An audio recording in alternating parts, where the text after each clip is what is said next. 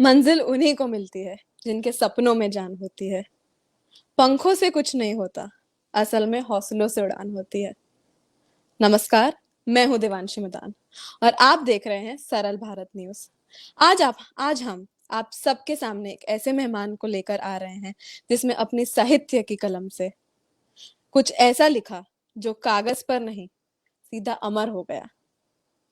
जानकी पुल और कोठाबाई कुछ ऐसी रचनाओं में से एक है जिसे पढ़कर पाठक एक काल्पनिक पात्रों की दुनिया में खो जाते हैं।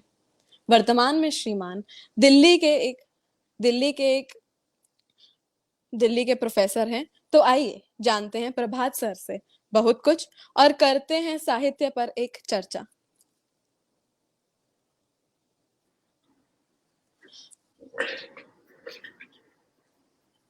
सर, आप बहुत बहुत स्वागत है सर आपका सरल भारत न्यूज के बहुत साथ। नमस्कार आपका देवांशी जी, बहुत बहुत धन्यवाद सरल भारत न्यूज की इस पूरी टीम को और खास करके देवांशी जी आपको। हाँ जी, तो हम आपके साथ लेखाचर्चा कर रहे हैं, जिसका मतलब है लेखक के साथ की चर्चा। बहुत बढ़िया, मुझे शब्द लगा लेखार्चा, लेखक के साथ चर्चा, बढ़िया है। लेखक के साथ की चर्चा।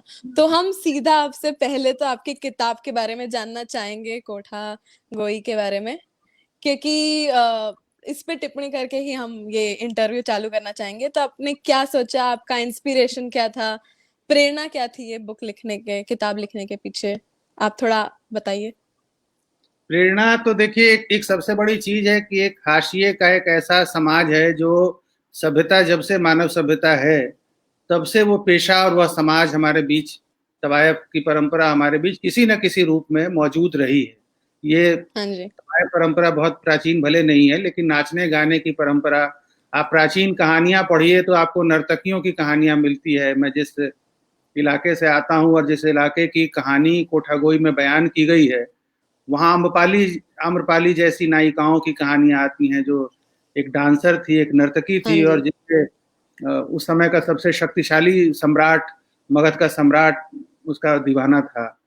तो उन कहानियों के बीच हम बड़े हुए और ये नृत्य की परंपरा, गाने की परंपरा, जिसको तवायफ परंपरा कहते हैं, ये मुजफ्फरपुर में जिस शहर की तवायफों हाँ। पर वह किताब केंद्रित है, उस शहर में बहुत आम परंपरा थी और उसको उतना बुरा भी नहीं माना जाता था। कम से कम 1980 के दशक तक लोग घरों में, महफिलों में गायकी होती थी, लोग गीत सुनते थे, नृत्य देखते थे। तो हाँ। मेरे बचपन की जो यादें थी, मुझे लगा कि मेरे शहर की बहुत सारी परंपराओं में एक यह परंपरा भी है जिसको लिखना चाहिए, क्योंकि ये अतीत है। मैं उस हाँ। पीढ़ी का नुमाइंदा हूँ जिस पीढ़ी ने उस सब को देखा था अपने बचपन में। मेरी बात की मेरे हाँ। 5 साल जो उम्र में छोटे होंगे वो लोग तो उसको देख भी नहीं पाए होंगे।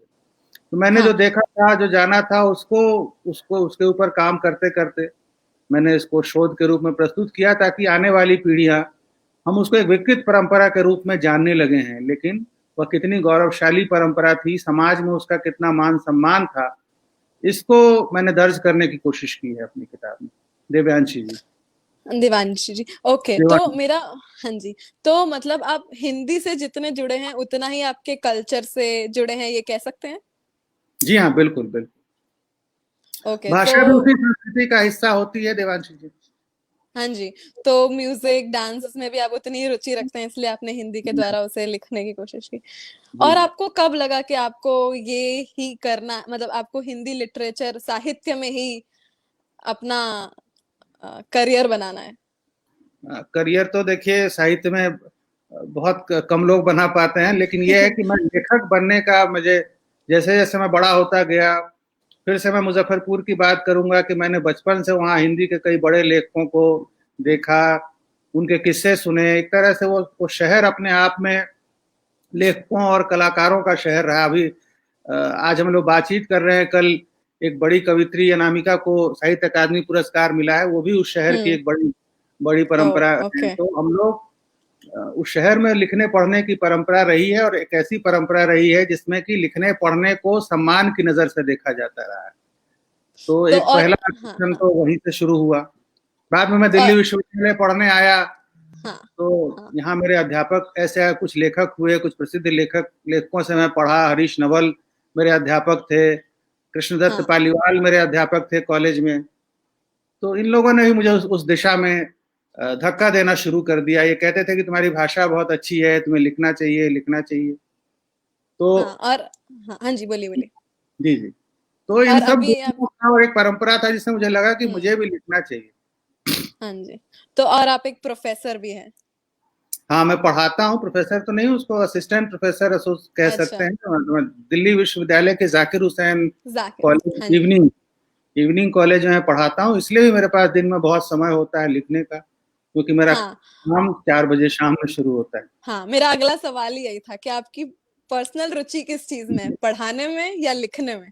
मजा, दिल को मजा किस चीज में आता है? नहीं नहीं, दिल को मजा, देखिए पढ़ाने का एक अपना मजा है। जो सबसे बड़ी चीज पढ़ाने के पेशे के साथ कॉलेज में, खासकर दिल्ली विश्वविद्यालय के कॉलेज में पढ़ाने का जो सबसे बड़ा फायदा है कि बिल्कुल नए, हर साल नई सोच के युवाओं से हमारा सामना होता है। हाँ हर साल 18 साल, 17 साल, 18 साल के बच्चे आते हैं जो बिल्कुल नई सोच से भरे होते हैं।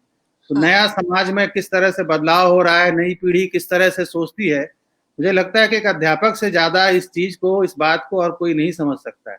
और खासकर दिल्ली विश्वविद्यालय वैसे भी नएपन का केंद्र रहा है हमेशा से। जो भी नई चीजें समाज हम्म में शुरू होती हैं, इस विश्वविद्यालय के कॉलेजों से शुरू होती है। तो पढ़ाने से ही हम्म मेरे अंदर एक तरह से कहानियां मेरे अंदर जन्म लेती हाँ हैं।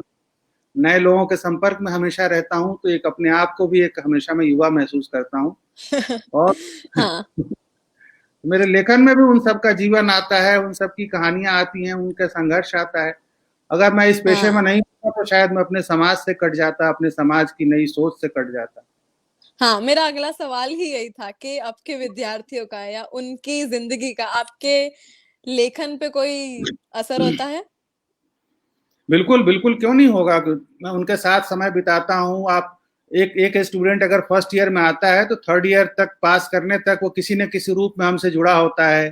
कुछ लोग हमसे प्रेरित भी होते हैं। तो उनके जीवन की कहानियां, बहुत सारे उनके संघर्ष की कहानियां। और मैं तो एक ऐसे कॉलेज में ही पढ़ाता हूँ जो दिल्ली कॉलेज, जो पुरानी और नई दिल्ली के मुहाने बीच में अवस्थित कॉलेज है, जहाँ के पुरानी दिल्ली के बहुत सारे बच्चे पढ़ने आते हैं जिनका हम्म। जीवन बाहर से अलग दिखाई देता है, अंदर से अलग होता है। तो उनके जीवन के बारे में, उनकी संस्कृतियों के बारे में बहुत चीजें मुझे पता चलती हैं, जो किसी न किसी रूप में, वो सीधे सीधे उनके जीवन की कहानियां न भी होती हों, लेकिन किसी न किसी रूप में उनकी सुनाई बातें, उनकी देखी बातें, उनके बोलने हम्म चालने का ढंग, पहनने ओढ़ने का ढंग मेरे लेखन में झलकता है। हाँ, और जानकी पुल के बारे में कुछ बताइए सर। जानकी पुल, देखिए पहले तो ये मेरी एक कहानी है। 2005 में इसी कहानी ने मुझे स्थापित किया। स्थापित करने से मेरा मतलब ये है कि एक सहारा समय ने एक प्रतियोगिता आयोजित की थी, जिस प्रतियोगिता में इस कहानी को प्रथम पुरस्कार मिला और मुझे लेखक के रूप में लोगों ने जाना। उससे पहले मैं संपादक रह चुका था। बहुवचन नामक पत्रिका का मैं संपादन हाँ कर चुका था अशोक वाजपेयी जी के साथ, हम्म महात्मा गांधी अंतर्राष्ट्रीय हिंदी विश्वविद्यालय में। लेकिन हम्म इसमें मुझे कहानी लिखने के बाद मुझे पहचान मिली। और संयोग से अगले 3-4 सालों में 2009-10 में सोशल मीडिया का दौर बढ़ने लगा और वेबसाइट, ब्लॉग्स, हाँ blogspot.com पे ब्लॉग्स खोले जाने लगे। तो मैंने हाँ भी हाँ सोचा कि एक ब्लॉग शुरू किया जाए। मेरे एक विद्यार्थी थे, जो अब विद्यार्थी नहीं है, बहुत अच्छे शायर हैं और गाने लिखते हैं, त्रिपुरारी नाम है उनका। उन्होंने मुझे सलाह दी कि आप, नई पीढ़ी जो है ये इसके माध्यम से, डिजिटल माध्यम से पढ़ना चाहती है, पढ़ती है और इससे जुड़ी रहती है। तो मुझे लगा कि ये अगर कह रहे हैं तो ये युवा वर्ग की सोच है। तो मैंने हाँ जानकी पुल शुरू किया। और चूंकि उसको शुरू करने में एक युवा का हाथ था, तो ये उसकी सोच हमेशा से बनी रही जानकी पुल की, कि बजाय इसके कि हम बड़े स्थापित लोगों को मंच दें, जिन लोगों को पूरी दुनिया मंच देती है उनको हम भी मंच दें, तो हम नया क्या कर पाएंगे।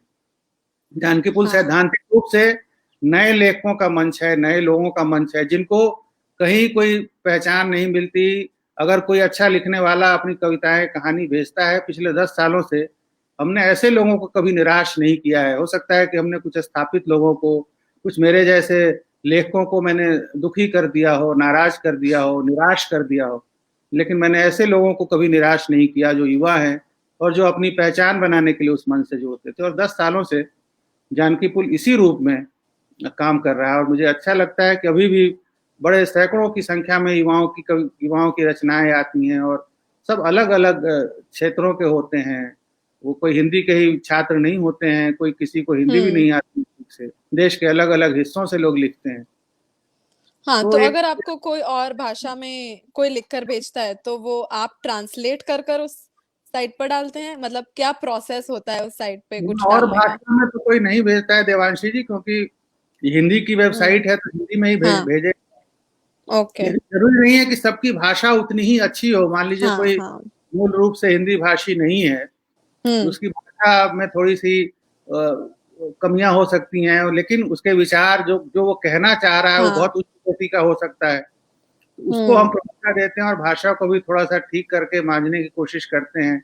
कोई नई बात अगर हुँ, कोई युवा कह रहा है तो हुँ, उसको हुँ, समझ हुँ। लेना चाहिए। हम लोगों को भी किसी ने शुरू में भाषा को ठीक किया होगा, किसी ने हाँ, मेरे लिखे को सुधारा होगा। ऐसा तो है नहीं कि कोई लेखक पैदाइशी लेखक होता है, उसको बनाने में बहुत सारे लोगों का हाथ होता है, बहुत सारे लोगों का योगदान होता है। बहुत सारे लेखक उन लोगों का नाम नहीं लेते हैं। मैं उन लोगों में हूँ जो उन लोगों को कृतज्ञता पूर्वक याद करता हूँ जिन्होंने मुझे लेखक बनाने में किसी न किसी रूप में मेरी मदद की। तो आपको क्या लगता है, आपके हिसाब से आपको लेखक बनाने में किसने आपकी सबसे ज़्यादा मदद की? किसने दिशा दिखाई? किसने मदद ये की? तो क्या? मनोहर श्याम जोशी मेरे गुरु थे और हाँ, उनके निधन के बाद मैंने उनके ऊपर एक किताब लिखी, पालतू हाँ, बोहेमियन। इस फालतू किताब में मैंने इसी बात को बहुत कृतज्ञता पूर्वक लिखा है कि मुझे लेखक बनाने में, मेरे लेखकीय व्यक्तित्व को संवारने में उन्होंने कितना बड़ा योगदान किया। और हाँ, एक गुरु से जब आदमी सीखता है, आमतौर पर हम किसी से कुछ सीखना नहीं चाहते हैं। हम अब तो माफ कीजिएगा, ऐसी पीढ़ी है जो सिखाना ज्यादा चाहती है, सीखना कम चाहती है। लेकिन मैंने उनसे सीखा और मैंने उसमें किताब में भी लिखा है और ये वाकई सच है कि कई बार वो एक बार मेरी उन्होंने पूरी कहानी फाड़ कर फेंक दी थी। कहा था फाड़ कर फेंक दो क्योंकि इसमें कोई नई बात नहीं है।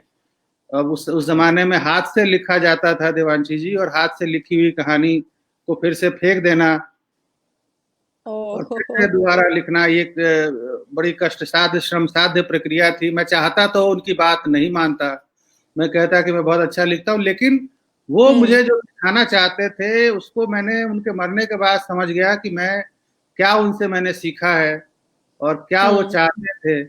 तो ये चीज बहुत बड़ा योगदान है। मैं इसीलिए कहता हूँ कि गुरु का योगदान बहुत, वो खुद मनोहर श्याम जोशी खुद एक ऐसे लेखक थे जो अपने गुरुओं, खासकर अज्ञे को बहुत याद करते थे। अज्ञे उनके गुरु रहे, सच्चिदानंद हीरानंद वात्स्यायन अज्ञे।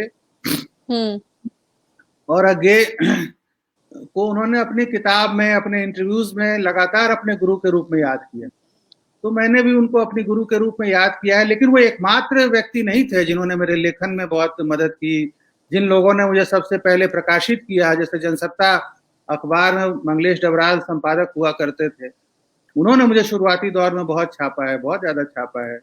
या मेरे शोध निर्देशक, मेरे गुरु सुधीश पचौरी ने मुझे बहुत वैचारिक रूप से समृद्ध करने में मेरी बड़ी मदद की। हुँ, हुँ, हुँ, कॉलेज के दिनों में कृष्णदत्त पालीवाल सर मेरे गुरु थे, जो बहुत ही मतलब वो जब भी बोलते थे तो इतने सारे किताबों के रेफरेंस उनके बोलने में आते थे, इतनी सारी कविताएं उनको याद थी, हुँ, इतनी सारी कि उनसे ये आकर्षण हुआ कि साहित्य ऐसा भी होता है। वो सारी अच्छी अच्छी कविताएं हाँ, क्लास में बोलकर सुनाते थे।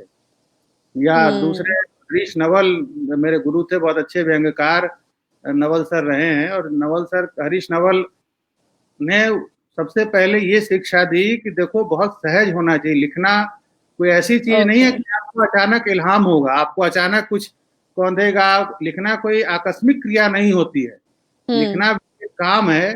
वो कहते थे कि मैं सुबह अपने जूते कपड़े पहन के, जैसे ऑफिस जाना हो वैसे मैं ड्रेस अपना तैयार होके जूते वूते पहनकर बैठ जाता हूँ तो लिखने लगता अच्छा, हूँ। अगर आप सोचेंगे कि कभी आपको अचानक कोई लाइन सूझेगी और वो बहुत अनमोल सी पंक्ति होगी, कोई बहुत बड़ी बात आप सोच रहे होंगे, लिखते लिखते ही लिखना आता है। हाँ, लिखना भी एक अभ्यास है। जैसे हुँ, हुँ, कोई गायक लगातार गाता है, रियाज करता है रोज 3-4 घंटे, हुँ, रियाज नहीं करेगा तो जाहिर है उसके गायकी का विकास नहीं होगा। या कोई म्यूजिक बजाने वाला रोज म्यूजिक बजाता है, रोज उन्हीं उन्हीं धुनों को बजाता है, वो इसलिए बजाता है हुँ, कि उसका अभ्यास रहेगा, अगर वो बजाना छोड़ देगा तो अभ्यास उसका टूट जाएगा। इसलिए लेखक को भी लगातार रोज लिखना चाहिए। इसलिए लिखना चाहिए, जरूरी नहीं है कि रोज जो लिख रहा है वो प्रकाशित करने योग्य ही हो। हाँ, उसका हो सकता है वो फाड़, मतलब वो अब तो कंप्यूटर पे लोग लिखते हैं, लैपटॉप पे लिखते हैं, वो डिलीट करने योग्य ही हो, लेकिन लिखते रहने से लिखते रहने का अभ्यास होता है। ये एक चीज, भाषा हमेशा, बहुत लिखने से ही भाषा आपकी बेहतर होती चली जाती है।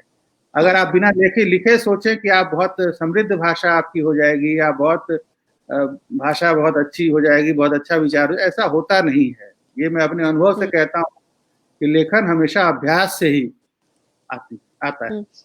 पर मैं वापस वो पालतू बोहेमिया पे जाऊंगी, क्योंकि जब मैं आपके बारे में रिसर्च कर रही थी, ये टाइटल ही मुझे बहुत अनोखा लगा था। तो मैं इस टाइटल के बारे में जानना चाहूंगी कि आपने कैसे सोचा, कहाँ से आया? बहुत ही अनोखा टाइटल है। टाइटल अनोखा है। ये मनोहर श्याम जोशी अपने आप को पालतू बोहेमियन कहते थे। अच्छा। इस किताब का शीर्षक वैसे सत्यानंद निरुपम ने दिया, मेरे संपादक हैं जो मेरे मित्र भी हैं, उन्होंने दिया। लेकिन ये पालतू बोहेमियन शब्द मनोहर श्याम जोशी अपने बारे में कहते थे।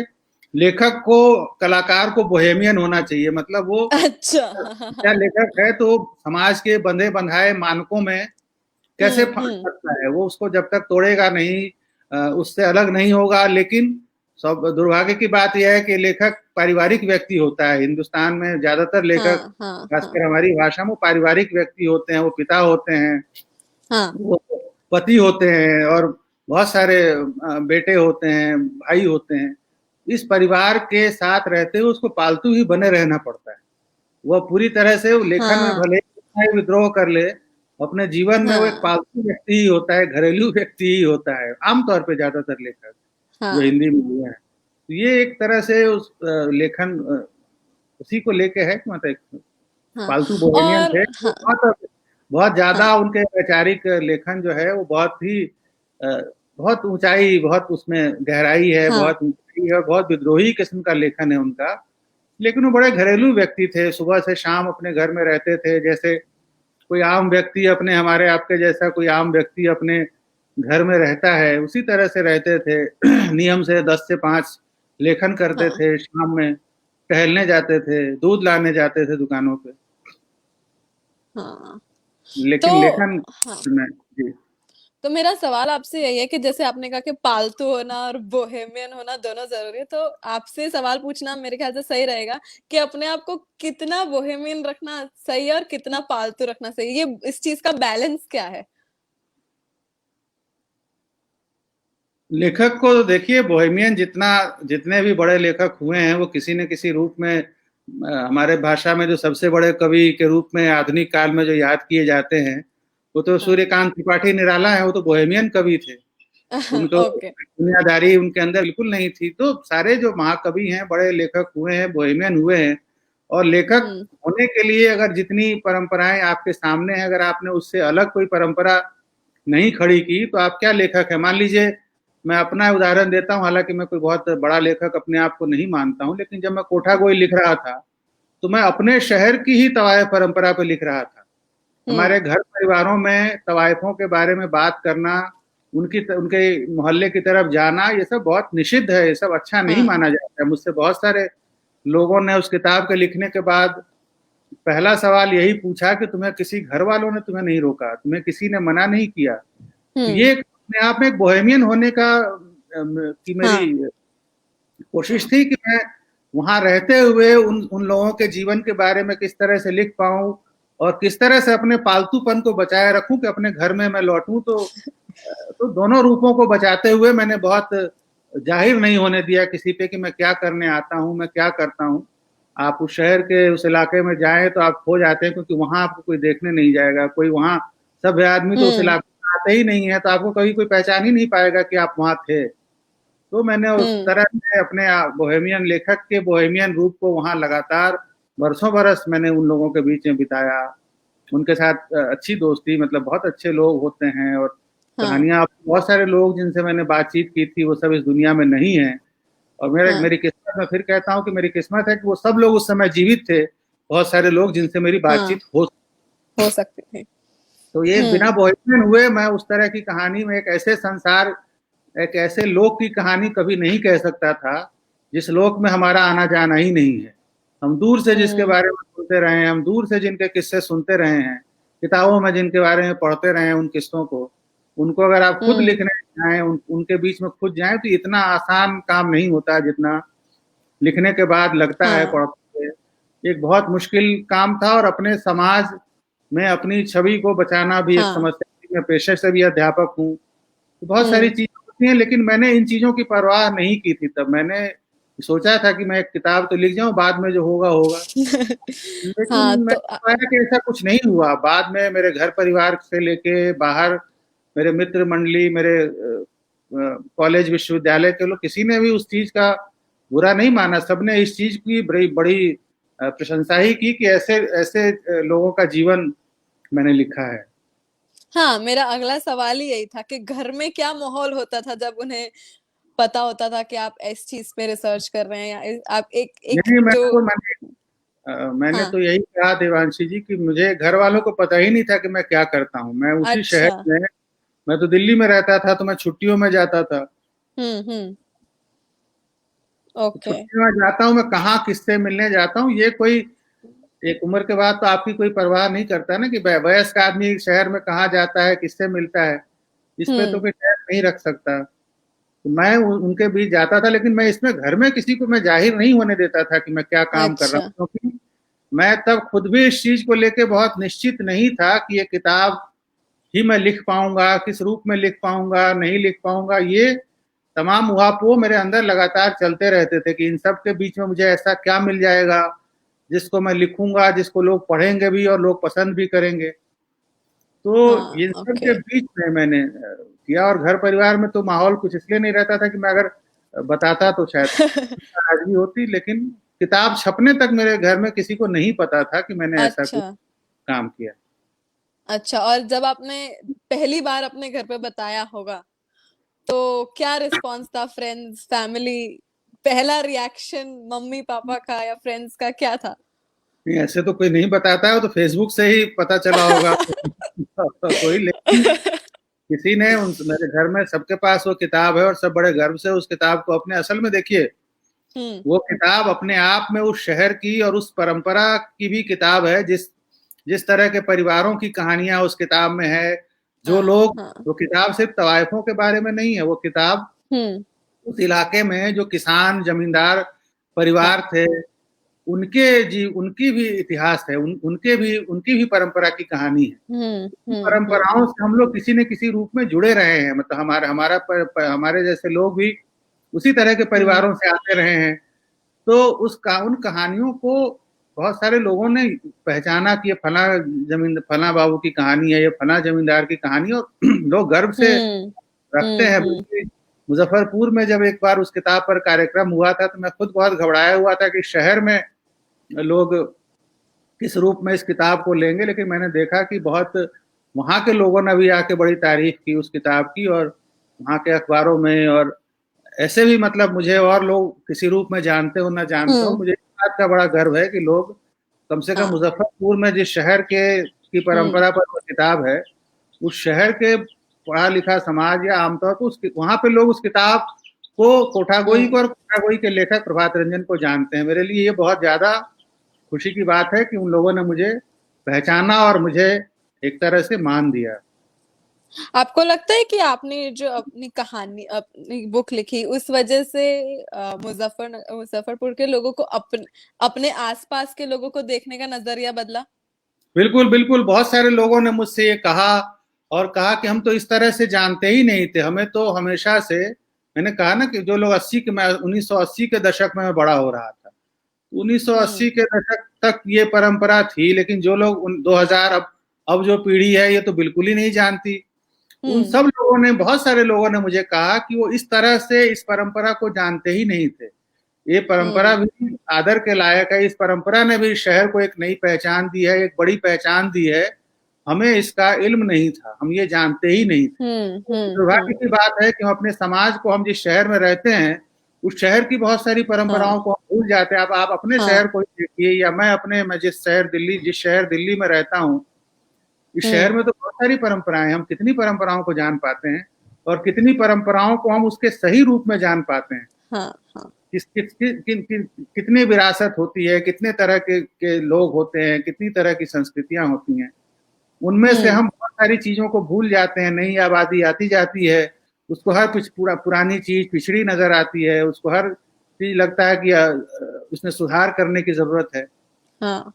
बजाय इसके कि इतनी अच्छी गायन की परंपरा जो इतनी पुरानी थी, जो हाँ। उस शहर की विरासत थी, बजाय इसके उसको बचाने के लिए कुछ किया जाए, वहाँ जो अधिकारी आए उन लोगों ने उसके सुधार के लिए बहुत, सुधार और उद्धार इन दो शब्दों को लेकर बहुत काम हुआ है कि उसका उद्धार किया जाए। ये लोग समाज के पतित लोग हैं, हम इनका उद्धार करेंगे। जो गोया कि जो लोग पतित नहीं होते हैं वो कोई हाँ। बहुत भूले हुए लोग होते हैं। तो ये नजरिया था जिससे अलग हटकर बहुत सारे लोगों ने, कम से कम जिन लोगों ने उस किताब को पढ़ा, उन लोगों ने उससे अलग हटकर उस शहर को देखने की कोशिश की, उन इलाकों को देखने की कोशिश की और एक सहानुभूतिपूर्ण नजरिए से देखने की कोशिश की। तो आपको लगता है ये सुधार और उद्धार की वजह से जो पुराना कल्चर था वो कितना कहते हैं ना भूला गया है, कितने हद तक बहुत सुधार बहुत और ज्यादा उद्धार की बहुत वजह से? ज्यादा बहुत ज्यादा भुला दिया गया है। हम लोगों हम्म को अपनी ही चीजों से नफरत होने लगती है, हमें अपनी चीजें ही हीन लगने लगती हैं और हमें दूसरों की हम्म चीजें उच्च लगने लगती हैं। और इस हम्म। नजरिए ने बहुत नुकसान किया है हमारे हाँ। समाज का। हमारी बहुत सारी सांस्कृतिक परंपराएं, बहुत सारे धरोहर जो थी वो नष्ट हो गए हमने, क्योंकि उन्हें हम्म पहचाना नहीं, और जो लोग उन्हें पहचानने वाले थे उनके पास साधन नहीं थे कि वो कुछ कर पाए उनके लिए। हम्म। तो अब मैं आपसे थोड़े सवाल पूछना चाहूंगी हिंदी भाषा के जी रिलेटेड। तो जैसे मेरा पहला सवाल तो यही रहेगा कि जैसे हम देखते हैं अटल बिहारी वाजपेयी ने यूनाइटेड नेशन ऑर्गेनाइजेशन में, श्री प्रधानमंत्री मोदी जी ने हिंदी को काफी बढ़ावा देने का प्रयास किया है। क्या आपको लगता है कि ये सब चीजें काम कर रही हैं हिंदी भाषा को बचाए रखने में, क्योंकि काफी वेस्टर्न या इंग्लिश कल्चर का इन्फ्लुएंस अब आ रहा है, तो ये जो प्रयास रह रहे हैं वो काम कर रहे हैं? आपका क्या मत है इस बारे में? देखिए, इसमें कहीं कोई संदेह नहीं है कि हिंदी भाषा पहले से बहुत विकसित हो रही है। विकसित इस अर्थ में है कि पहले हम लोग जब बच्चे थे या जब हम लोग कॉलेज में पढ़ने, हिंदू कॉलेज में जब मैं पढ़ने आया था, तो हिंदी बोलना अपने आप में पिछड़ेपन, हम्म बैकवर्ड होने की निशानी मानी जाती थी। आज कम से कम हम्म हिंदी को लेकर ये धारणा नहीं रही है। आज आप हम्म हिंदी बोलकर कहीं भी सम्मान से, गर्व से आप हिंदी बोल सकते हैं। हम्म और इसके पीछे मैं ये नहीं मानता कि प्रधानमंत्री जी का बहुत बड़ा योगदान है। अटल बिहारी वाजपेयी तो हिंदी के कवि भी थे, बहुत अच्छे हाँ हाँ। लोग, मतलब उनकी कई कविताएं मुझे भी बहुत हम्म पसंद हैं। हम्म और मोदी जी लगातार हिंदी में ही बोलते हैं। राजा विश्वनाथ प्रताप सिंह हिंदी के बहुत कवि थे। भारत एक उन देशों में है जिसका एक नहीं, जिसके कई तीन प्रधानमंत्री ऐसे हमारे देश में हुए हाँ जो लेखक थे, और दो उसमें हिंदी के कवि थे। विश्वनाथ प्रताप सिंह और हाँ। अटल बिहारी वाजपेयी हिंदी के कवि थे। और पीवी नरसिंह राव लेखक थे, अपनी भाषा के, तेलुगु भाषा के लेखक थे, और हिंदी में भी उन्होंने किताब का हम्म अनुवाद किया। लेकिन हम्म इससे ज्यादा है कि जब से तकनीक तकनीक ने हिंदी को काफी विकसित किया है, सोशल मीडिया के कारण, और हम्म वेबसाइट, मतलब तकनीक माध्यम ने जैसे जैसे हिंदी में अपनी पकड़ मजबूत की है, हिंदी उससे विकसित होती गई है। दुनिया भर में आज हिंदी इसलिए हम्म। पढ़ी जा रही है क्योंकि सोशल मीडिया और वेबसाइट्स के माध्यम से हिंदी कहीं भी पढ़ा जाना सुलभ हो गया है, हाँ और हाँ। इसके कारण हिंदी विकसित हो रही है। और इस रूप में हिंदी को समझे जाने की जरूरत है, क्योंकि हिंदी के बारे में ये माना जाता था कि हिंदी में रोजी रोटी, रोजगार इस भाषा के माध्यम से नहीं प्राप्त हो सकते। लेकिन आज अनुवाद और तकनीक से हम्म जुड़े अन्य तरह के जो अनुप्रयोग हैं, उनके कारण हम्म। हिंदी में बहुत अच्छी नौकरियां विकसित होने लगी हैं, और दुनिया हाँ भर हाँ से हिंदी हिंदी के नाम पर लोगों को काम मिलने लगा है। तो ये हाँ निश्चित रूप से इस भाषा के लिए बहुत अच्छी बात है। हाँ। और एक ये दूसरा सवाल ये भी आता है कि सिविल की परीक्षाओं में या फिर कोई भी परीक्षाओं में अगर हम देखते हैं कि किसने टॉप किया है तो वो ज्यादातर अंग्रेजी माध्यम के होते हैं, तो उसकी काफी बार तुलना हिंदी माध्यम के लोगों से भी होती है। तो ये कहाँ तक सही है कि भाषा की वजह से किसी की तुलना करना? भाषा की वजह से देखिए, इसके लिए तो यूपीएससी और में हिंदी को लेकर बहुत बड़े बड़े आंदोलन हुए हैं, और हम्म। बहुत लंबी भूख हड़ताल श्याम रुद्र पाठक जी ने की थी। ये एक हम्म। नजरिया है, ये भाषा को लेकर नजरिया नहीं है। समाज, ब्यूरोक्रेसी जो है वो ये नहीं, वो चाहती है कि उसकी भाषा जो राजकाज की भाषा है वो हाँ। आम लोगों की भाषा से अलग रहे। अगर हमारे ऊपर जो शासन करने वाला जो अधिकारी है वो हमारी भाषा में ही बात बात करेगा तो उसका प्रभाव कैसे पड़ेगा। इसलिए हाँ। हिंदी हिंदी भाषी या अन्य भारतीय भाषियों को हीन नजर से देखा जाता है। मैं तो खैर 80-90 के दशक में मैंने पाया था कि टॉप 50 में, टॉप 100 में बहुत सारे हिंदी भाषी होते थे। तब हिंदी का पेपर होता था और उसके कारण बहुत सारे हिंदी भाषी लोग आईएएस बनने लगे थे और हाँ। उनकी तादाद बढ़ने लगी थी। लेकिन अब उस पैटर्न को खत्म करके फिर से ये कोशिश की जा रही है कि ऐसे लोग ब्यूरोक्रेसी में ना आ पाए जिनकी अंग्रेजी अच्छी ना हो, जो अंग्रेजी भाषा में अच्छे ना हो, बातचीत करना लिखना ना जानते हो। अंग्रेजियत जो है ये उस ब्यूरोक्रेसी का एक मिजाज है, वो उस मिजाज को खत्म नहीं होने देना चाहता है। वो चाहता है कि हाँ। उसकी भाषा, नेताओं को तो देखिए जनता की भाषा में बात करना पड़ता है क्योंकि उनको जनता का मत चाहिए होता है। हाँ। असली हाँ। असली सही राजा बात है। हमारे नेता नहीं होते, असली राजा ब्यूरोक्रेट होते हैं, क्योंकि जमीन पर हमारे ऊपर राज वही करते हैं। वो अपनी हाँ। एक अलग भाषा बना के रखते हैं और इसके कारण हिंदी को, इसके बावजूद कि हिंदी बहुत विकसित हो रही है, हिंदी में हाँ। सारी वो चीजें मौजूद हैं जो दुनिया की किसी भाषा में है।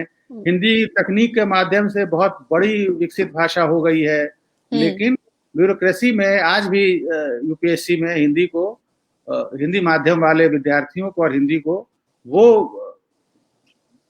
सफलता नहीं मिल हाँ। पाती। हाँ, मेरा अगला सवाल इसी बारे में था, क्योंकि आजकल मतलब लोगों की मातृभाषा तो हिंदी है, पर आजकल स्कूलों में ये होता है कि अगर आप इंग्लिश के अलावा किसी अंग्रेजी मीडियम स्कूलों में ऐसा होता है कि अगर आप अंग्रेजी के अलावा किसी और भाषा में बात कर रहे हैं तो फाइन लगाया जाता है। तो आपको लगता है कि ये हिंदी का अपमान है, क्योंकि हिंदी मातृभाषा है इंसान की और उन्हें वो बोलने नहीं दिया जा रहा? हिंदी का अपमान तो है ही देवांशी जी, लेकिन दुर्भाग्य की बात यह है कि हम खुद इस अपमान के लिए अपने बच्चों को हाँ। तैयार करते हैं। हम इसके लिए जिम्मेदार कौन है? हम इस बात का तो हाँ। रोना रोते हैं कि भाई हिंदी में ब्यूरोक्रेसी में, यूपीएससी में हिंदी वालों की संख्या कम होती जा रही है, हिंदी माध्यम से परीक्षा देने वाले कम होते जा रहे हैं। लेकिन हम ये नहीं देखते हैं कि हिंदी माध्यम की पढ़ाई शुरू से ही अच्छी क्यों नहीं होती। स्कूलों में बच्चों को अंग्रेजी माध्यम के स्कूलों में क्यों भेजा जाता है? उसका हम्म। कारण, उसका एक बड़ा कारण, उसका कारण ये नहीं है कि, एक कारण ये तो खैर है ही कि हमें लगता है कि अंग्रेजी पढ़ने से हमारा बच्चा ज्यादा अच्छा हो जाएगा, लेकिन दूसरा कारण ये है कि हिंदी माध्यम से पढ़ाई वाले स्कूल उस स्तर के बहुत कम रह गए हैं। मैं हाँ। दिल्ली में अगर पाऊं तो ऐसे स्कूल बहुत कम हैं, न के बराबर हैं। सरकारी स्कूलों में ही हिंदी माध्यम में शिक्षा दी जाती है। ये मान लिया गया है कि शिक्षा का माध्यम अंग्रेजी माध्यम ही हो सकता है। इसके लिए अगर बच्चों को फाइन लगाया जाता है और हम चुप रह जाते हैं और हम होने देते हैं ऐसा, तो इसके लिए बच्चों हम जिम्मेदार हैं। स्कूल इसलिए मनमानी कर पाता है क्योंकि हम अपने फिर हम बच्चों पे करने देते हैं। मनमानी होने देते हैं। हम अपनी भाषा के प्रति अगर खुद सम्मान नहीं रखेंगे, हम अपनी भाषा में हम खुद बात नहीं करेंगे, अपनी भाषा को लेके हम गर्व का अनुभव नहीं करेंगे, तो दूसरे तो उसको हीन बनाने की तो पूरी परंपरा रही है। हाँ, तो मेरा जरूरी है अगला कि सवाल। अपनी हाँ। भाषा पे खुद गर्व करें। हाँ, ये बहुत ज़रूरी है कि अपनी भाषा पे, जैसे मैं इसमें खुद का एक एक्सपीरियंस शेयर करना चाहूँगी जी जी। कि मैं मेरी स्कूल में जाती हूँ, मम्मी को लेके रिज़ल्ट आने वाला होता है, तो वो जो टीचर होती है वो इंग्लिश में ही बात करती है। और मैं अच्छा। उनको 2 बार टोकती हूँ कि मेरी माँ से हिंदी में बात कीजिए, आप क्यों इंग्लिश में बात कर रहे हैं? तो ये चीज़ तो मैंने खुद ने ऑब्ज़र्व की है कि हिंदी कम होती जा रही है। और मेरा अगला सवाल ही इस बारे में था कि as a parent, as a guardian क्या करना ज़रूरी है अगर स्कूल हिंदी भाषा को उतना नहीं दे रहे हैं इम्पोर्टेंस तो? मेरे ख्याल से देखिए देवांशी जी, एज ए गार्डियन हम कुछ नहीं कर सकते। एज ए गार्डियन आप अपने बच्चे को लेके, अपने बच्चे के स्कूल को लेके, ये पूरी शिक्षा व्यवस्था का सवाल है। ये पूरी शिक्षा हुँ। व्यवस्था ही अंग्रेजियत की व्यवस्था हो चुकी है। उस व्यवस्था को बदलना हमारे एक पेरेंट, दो पेरेंट के बस की बात नहीं है। पूरे समाज में उस बदलाव को महसूस करना होगा। आज नई हुँ। शिक्षा नीति में आई है जिसमें ये कहा गया है कि मातृभाषा में शिक्षा हो, और बिहार में मैंने देखा है कि मातृभाषा मतलब वहाँ मगही, मैथिली और भोजपुरी में शिक्षा दी जाएगी आरंभ प्राथमिक स्कूलों में। लेकिन समाज क्या इसके लिए तैयार है? समाज क्या अपने बच्चों को ये चाहेगा कि उसके बच्चे मातृभाषा में शिक्षा प्राप्त करें?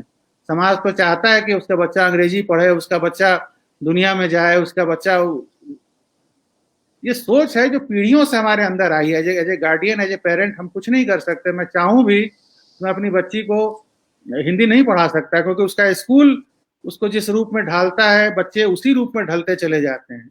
बच्चों को हम नहीं तैयार करते हैं, बच्चों को उसका स्कूल तैयार करता है। बच्चों की जो सोच होती है, बच्चों के जीवन में जो दिशा होती है, उस पर उसके माँ बाप का कितना प्रभाव पड़ता है और उसके स्कूल का कितना प्रभाव पड़ता है, यह भी आकलन करने की बात है। मुझे लगता है कि स्कूल, अच्छे स्कूल में पढ़ाने का यही मतलब होता है कि बच्चे उसी रूप में उनका शेप उसी रूप में हो जाता है। उनके ऊपर वही सोच और वही सब चीजें प्रभावित करती हैं उसको, और वही उसको जीवन में आगे या पीछे जहां भी ले जाती हैं। हाँ, ये हमें एक क्वेश्चन आ रहा है कि हिंदी भाषा का विस्तार केवल उत्तर भारत में ही क्यों है, और हम उसे उत्तर पूर्वी और दक्षिण भारत में क्यों नहीं विस्तार क्यों करते? क्यों विस्तार नहीं करते? निखिल गुप्ता जी, बड़ा अच्छा सवाल है, लेकिन इस सवाल के साथ मेरा भी एक सवाल है कि क्यों दक्षिण की भाषाएं और क्यों उत्तर पूर्व की भाषाएं उत्तर भारत में विकसित नहीं हो पा रही हैं। हाँ। हिंदी हिंदी देखिए कि तो हम्म। पहली बात तो मैं आपसे सहमत नहीं हूँ निखिल जी, कि मैं 2004 से पहले 2000, 2001, 2, 3, 4, 5, मतलब उस साल में मैं बेंगलोर जब जाता था या चेन्नई जाता था, तो वहां मुझे बहुत दिक्कत होती थी, इसलिए कि मेरी भाषा हिंदी थी। वहां अंग्रेजी भी लोग नहीं बोलते थे और वो कन्नड़ में या तमिल भाषा में संवाद करते थे, जिससे मैं बहुत घबरा जाता था। लेकिन 2010 के बाद, 2012 के बाद जब मैंने बेंगलोर शहर में जाना शुरू किया, तो मैंने ये पाया कि वहाँ ऑटो वाले और दुकान वाले हिंदी में बात करने लगे। तो हाँ, तो अब हाँ, बोलिए। ये बदलाव इसलिए आया है क्योंकि वहाँ हिंदी भाषी लोग टेक्नोलॉजी के विकास के कारण, वहाँ सारी टेक कंपनियों के दफ्तर हैं, तो उत्तर भारत के बहुत सारे लोग वहाँ नौकरी करने गए, और उन लोगों के कारण वहाँ के लोगों ने हिंदी सीख ली, जिन लोगों का उनके साथ रोजाना का रोजमर्रा का कामकाज है। लेकिन क्या जो लोग वहाँ गए उन लोगों ने वहाँ की भाषा सीखी? ये एक बड़ा सवाल है कि हम सिर्फ हिंदी के विकास, हम ये क्यों नहीं, हम दूसरी भाषाओं को लेकर हम कितने सजग हैं? हम जितने ज्यादा सजग अंग्रेजी भाषा को लेकर है, हम जितनी ज्यादा मेहनत अंग्रेजी भाषा को सीखने में लगाते हैं और अपने आप को अंग्रेजियत के ढर्रे पर ढालने में करते हैं, क्या उतनी उसकी थोड़ी सी, उसका 10%, 1% भी मेहनत हम तमिल भाषा सीखने में या कन्नड़ भाषा सीखने में या मलयालम भाषा, या छोड़ दीजिए हिंदी भाषी प्रदेशों के आसपास जो भाषाएं हैं, बांग्ला भाषा सीखने में हम कितनी मेहनत करते हैं? ये सवाल दो तरफा है कि हम उन भाषाओं को सीखने की कितनी कोशिश करते हैं। हाँ, ये इसी रिलेटेड शायद एक और सवाल आ रहा है। सभी भाषाएं समान है, पर हिंदी बोलने में लोगों को अंग्रेजी का जबरदस्ती ढालमेल अनुचित है। ओके, नहीं यहाँ साकेत सहाय जी का सवाल है। साकेत सहाय जी हिंदी को लेकर बहुत सक्रिय रहते हैं, हिंदी अधिकारी हैं और अंग्रेजी के घालमेल की बात कर रहे हैं। लेकिन मेरा ये कहना है कि अंग्रेजी का ही क्यों, उर्दू भी हमारी भाषा में उतनी ही मिली हुई है, और बहुत सारी पुर्तगीज से लेकर बहुत सारी भाषाओं के शब्द अनायास हमारी भाषा में आ गए हैं।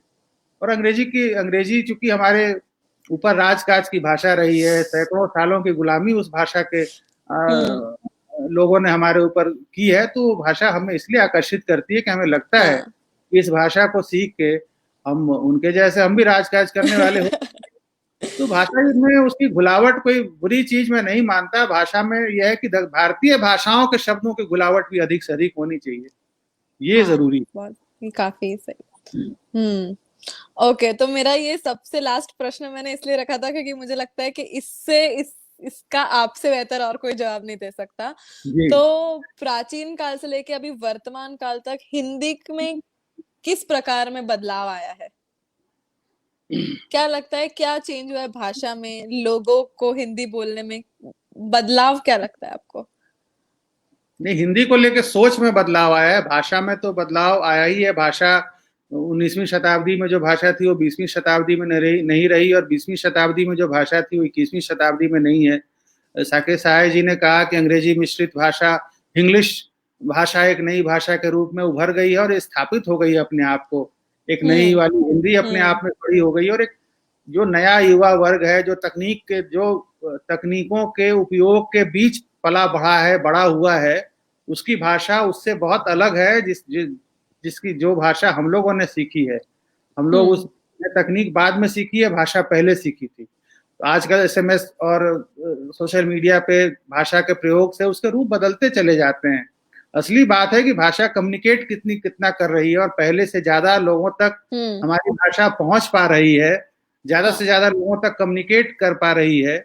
ये विकास बहुत बड़ा है जो हिंदी का नहीं था। ये सब राजनीतिक बातें हैं कि अन्य भारतीय भाषाओं, हिंदी सभी भाषाओं जितनी बराबर है या नहीं है। लेकिन एक बात जरूर है कि देखिए, हिंदी ही एक ऐसी भाषा है इस देश में जिसको पूरे देश में लोग किसी न किसी रूप में, थोड़ा बहुत ही सही, पूरे देश में इसको जानने और बोलने वाले मिल जाते हैं। ये कोई और भारतीय भाषा ऐसी नहीं है जिसको बोलने वाले, समझने वाले और जिसका प्रयोग करने वाले देश के हर हिस्से में मिल जाए। इस रूप में ये भाषा विकसित हुई है, तो पहले शायद नहीं हुई होगी।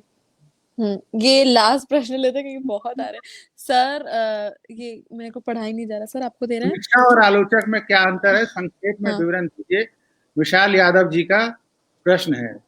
समीक्षक और आलोचक, समीक्षक तो देखिए समीक्षा करता है। मान लीजिए कोई किताब है या कोई फिल्म देखता है और उस फिल्म के गुण दोष की विवेचना करता है। ये समीक्षा में ये भी बताया जाता है कि उसमें अच्छाई क्या है, बुराई क्या है।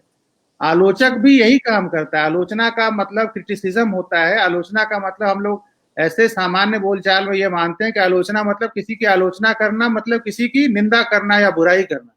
ये नहीं होता। आलोचना का मतलब भी होता है कि उसके, किसी के लिखे को, किसी के काम को या किसी के व्यक्तित्व के अच्छाइयों और बुराइयों दोनों का विश्लेषण करना। तो समीक्षा भी मेरे ख्याल आलोचक का ही एक काम है, समीक्षा करना भी। ये दोनों दो चीजें नहीं है। आलोचक, जितने भी बड़े आलोचक हुए हैं वो सब अच्छे समीक्षक भी रहे हैं। उन सब लोगों ने किताबों को हमें पढ़ना सिखाया है, किसी कविता को और करीब कैसे चले जाएं ये हमें सिखाया है। इस रूप में दोनों का योगदान बहुत महत्वपूर्ण रहा है। विशाल जी। हाँ, और ओके, तो एक लेखक पढ़ते भी बहुत हैं, तो आपकी पर्सनल फेवरेट बुक्स क्या रही हैं, चाहे हिंदी चाहे कोई और भाषा में? आपकी कौन सी किताब है जो आपको दिल के करीब है, जो आप पढ़ते हैं?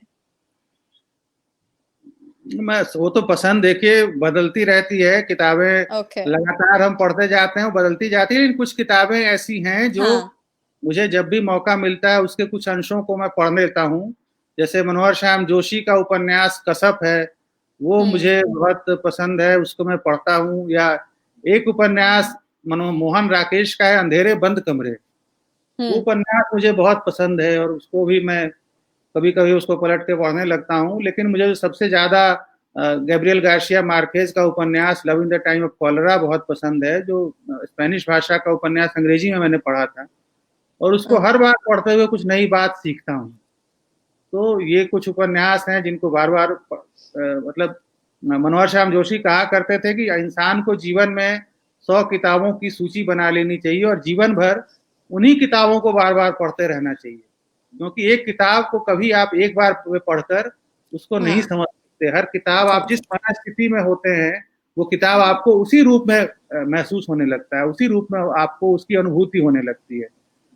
तो और जो नए लेखक हैं जो लिखने की कोशिश कर रहे हैं, उनसे आपकी एडवाइस क्या होगी, अगर आप कुछ देंगे एडवाइस तो? मैं क्या एडवाइस दूंगा, नए लेखकों से मैं बहुत सीखता हूँ कि किस तरह से अपने आप को प्रचार प्रसार के माध्यमों में किस तरह से सक्रिय रखना चाहिए, किस तरह से अपने लेखन को अधिक से अधिक लोगों तक पहुंचाना चाहिए। हम लोग जिस दौर में बड़े हुए, जिस दौर के लेखकों से हमने सीखा, वो यही कहते थे कि लेखक का काम बस लिखना होता है, उसे प्रचार प्रसार करने से बचना चाहिए। पहले के लेखक अपने आप को बहुत छुपा कर रखते थे। वो ये नहीं चाहते थे कि वो कहें सबको। अगर कोई, मैं किसी बड़े लेखक के पास कहता था कि सर आपकी फला किताब आई है, मैंने नहीं पढ़ी है, तो ये नहीं कहते थे कि जाओ अमेजन से जाके खरीद लो। ये अगर उनके घर में उस किताब की प्रति नहीं होती थी तो प्रकाशक के नाम पत्र लिख देते थे कि प्रभात रंजन जा रहे हैं, इनको मेरे किताब की एक प्रति दे दीजिएगा। तो पहले के लेखक अपनी किताब बांट के वो देखते कि पाठक खुद आया है, पढ़ रहा है, इसके पास पैसे नहीं है, चलो। लेकिन आज के लेखक, मैं भी उनसे सीख के मैं भी यही करता हूँ कि हम अमेजन का लिंक लगा देते हैं कि आप यहाँ से पढ़ो। तो ये एक फर्क है जो अच्छी बात है, मैं इसको इसमें बुराई नहीं मानता। तो ये एक बड़ा फर्क आया है कि लेखक अपने आप को बेचना भी सीख गया है, अपनी किताबों को लोगों तक पहुंचाना भी सीख गया है। तो ये तो नए लेखकों को मैं क्या सिखाऊंगा, नए लेखकों से मैं सीखता हूँ, और मेरे जैसे लोग सीखते हैं और वो सब भी इन चीजों को आजमाते हैं। ये जरूर है कि कोई आज का लेखक कोई ये सोचकर नहीं लिखता है कि उसका लिखा हुआ बहुत बड़ा कोई 100 साल बाद भी उसको अमर कर जाएगा। पहले के लेखकों में ये चीज मैं देखता था कि वो लगातार इस साधना में लगे रहते थे कि कोई ऐसी कृति लिख जाए जिससे उनके मरने के बाद उनको याद किया जाए। आज के लेखक चाहते हैं कि जो होना है उनके सामने हो जाए, उनके बाद की दुनिया को किसने देखा है। तो बहुत जल्दबाजी में रहते हैं, बहुत ज्यादा जितना लिखते नहीं है उससे ज्यादा अपने लेखन के बारे में बोलते हैं। मैं ऐसे लेखकों को भी, युवाओं को मैंने देखा है जिन्होंने 10 कहानियां लिखी हैं और वो 10 घंटे के लाइव कर चुके हैं अपने लेखन प्रक्रिया के बारे में। इतना तो ओके। इन सब से बचना चाहिए। प्रचार अच्छी चीज है, लेकिन अति प्रचार भी कोई अच्छी चीज नहीं होती। सर, मैं आपके हाईलाइट में लाना चाहूंगी, आपको बहुत प्यार मिल रहा है हमारे लाइव पे से। सब लोगों का बहुत, ही आप लोगों का की जरा नवाजी है कि आप लोगों ने मुझे इस लायक समझा और मेरी कुछ बात अगर आप लोगों तक पहुंच पाई, ये मेरी खुशकिस्मती है। मैंने कहा ही कि मुझे हमेशा युवाओं के बीच में रहना, क्योंकि मैं तो उस पेशे में ही हूँ जिसका काम ही युवाओं के बीच में रहना है। तो मुझे हमेशा लगता है, और आजकल लॉकडाउन के कारण यूनिवर्सिटी हमारे बंद है, कॉलेज में बच्चे नहीं आ रहे हैं। मुझे बहुत अच्छा लगा आप लोगों से बात करके। सर, हमें भी बहुत अच्छा लगा और बहुत बहुत धन्यवाद आने के लिए। मैं खुद जर्नलिज्म पढ़ रही हूँ और मुझे आप जैसे लोगों से बातें करने का बहुत आनंद आता है और मुझे बहुत अच्छा लगा। बहुत थैंक यू बहुत सो मच। शुभकामनाएं देवांशी, बहुत बहुत धन्यवाद आपका। थैंक यू सरल भारत न्यूज के साथ थैंक यू। जुड़ने के लिए। सर, सरल भारत न्यूज आपका आभारी है। Thank you.